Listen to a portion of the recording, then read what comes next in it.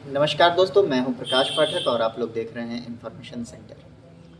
दोस्तों, आज का जो वीडियो है ये होने वाला है सब केओ के बारे में। आप लोगों ने थंबनेल में ज़रूर देखा होगा। और पहले तो मैं ये बता दूं कि सब केओ होता क्या है, किसे हम सब केओ कहते हैं, और उसके बाद हम जानेंगे कि सब केओ का यूज़ क्या है। और उसके बाद एक छोटे प्रोसेस में मैं ये भी बताऊँगा कि सब केओ हम बनाते कैसे हैं। तो हम सब केओ के ऊपर 3 चीज़ जानेंगे कि उसकी ज़रूरत क्या है, क्यों बनाया जाता है और कैसे बनाया जाता है।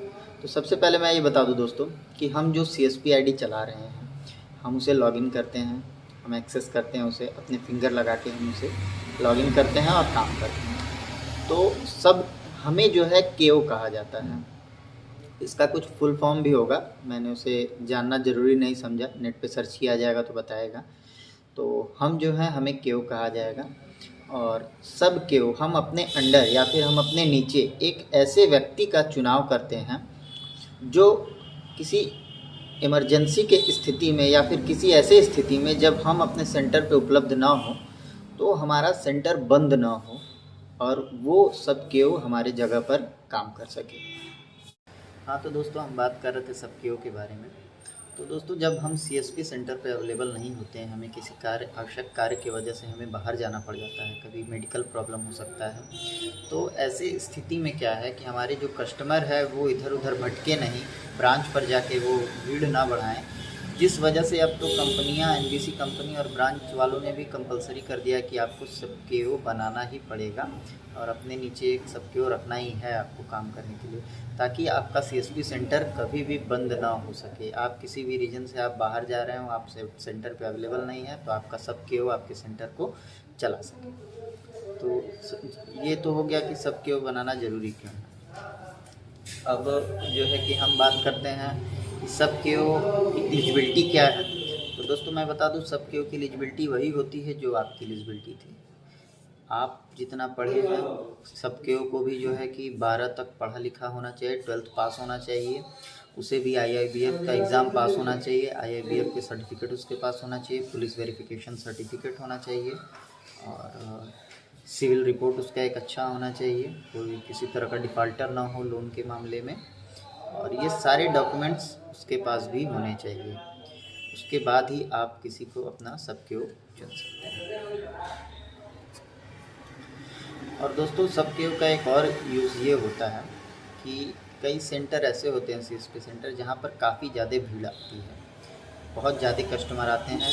तो ऐसे कंडीशन में आप अकेले काम करना आपके लिए थोड़ा मुश्किल हो जाता है, पॉसिबल नहीं होता है। तो इस कंडीशन में आप क्या कर सकते हैं, आप अपने कंपनी से रिक्वेस्ट करके आप अपने आईडी को 2 सिस्टम में लॉगिन करवा सकते हो। 2 टर्मिनल मैप हो जाएंगे आपके 2 सिस्टम के, और जो है आपकी आईडी 2 लैपटॉप्स में, 2 डेस्कटॉप में लॉगिन होने लगेगी। तो उस कंडीशन में आप एक तरफ तो खुद और दूसरी तरफ आपका सब केओ, मतलब 2 लोग 2 सिस्टम पे काम करके आप सीएसपी सेंटर के भीड़ को जो है मैनेज कर सकते हैं। तो एक ज़रूरी जो है इसलिए भी होता है सब केओ, जिन सेंटरों पे भीड़ ज़्यादा होती है, ज़्यादा काम आते हैं, वहाँ पर सब केओ रख के लोग 2 सिस्टम पे काम करते हैं। तो ये सब चीज़ें ज़रूरी हैं सब केओ के बारे में।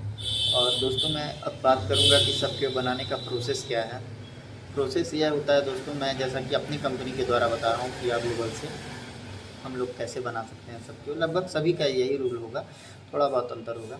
हम सबसे पहले अपने फिया बिल पे का पोर्टल लॉगिन करते हैं, और वहाँ पे एक सब केओ का जो ऑप्शन होता है, हम उसमें उसका रजिस्ट्रेशन करते हैं, सारा डिटेल्स फिट करते हैं, जो भी उसके सर्टिफिकेट से एजुकेशन है और जो भी उनके डिटेल है, एड्रेस वगैरह सब कुछ आधार के हिसाब से हम सारा डिटेल उनका फिट करके वहाँ से सबमिट करते हैं। वहाँ से हमें एक रेफरेंस नंबर जनरेट होता है, हम उस रेफरेंस नंबर को नोट करेंगे।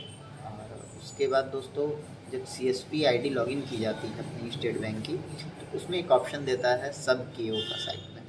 हम वहाँ से सब केओ वाले ऑप्शन पे जाके रेफरेंस नंबर अपना डालेंगे, और 4 स्टेप का एक फॉर्म खुल के आता है, और अपना जिसे भी हम सब केओ बना रहे हैं उसका आधार के हिसाब से जो भी डिटेल है, एड्रेस है, नाम, डेट ऑफ बर्थ और सब कुछ हम उसमें भरते हैं। भरने के बाद सबमिट करते हैं, तो जहाँ से हमें फिर एक और रेफरेंस नंबर जनरेट होके मिलता है। अब इसके बाद का प्रोसेस दोस्तों ये होता है, हमें जाना पड़ता है अपने ब्रांच पर, ब्रांच मैनेजर से मिलना पड़ता है, हमें उन्हें बताना पड़ता है कि हमने अपने नीचे एक सब केओ को रखा है और जिसे हम सबके नियुक्त कर रहे हैं उन्हें भी साथ लेकर जाना पड़ेगा ब्रांच पे, और उनके सारे डॉक्यूमेंट्स हम सबमिट करेंगे ब्रांच पे अपने एग्रीमेंट लेटर के साथ में। ब्रांच पे हमें देना पड़ेगा रेफरेंस के लिए। तो फिर ब्रांच मैनेजर के सामने आप जिसे सबके नियुक्त कर रहे हैं उनकी फिंगर मैपिंग होगी आपकी आईडी से। उसमें आपके आईडी पे आपके सब केओ का फिंगर मैपिंग होगा और वहाँ से फिर सब केओ की आईडी जनरेट होके एक्टिव हो जाएगी। उसके बाद दोस्तों आपकी आईडी को जो है सब केओ भी एक्सेस कर सकते हैं। तो दोस्तों मैंने इस वीडियो में ये बताया है कि हम सब केओ का हमें ज़रूरत क्या है और हम कैसे सब केओ बना सकते हैं। धन्यवाद।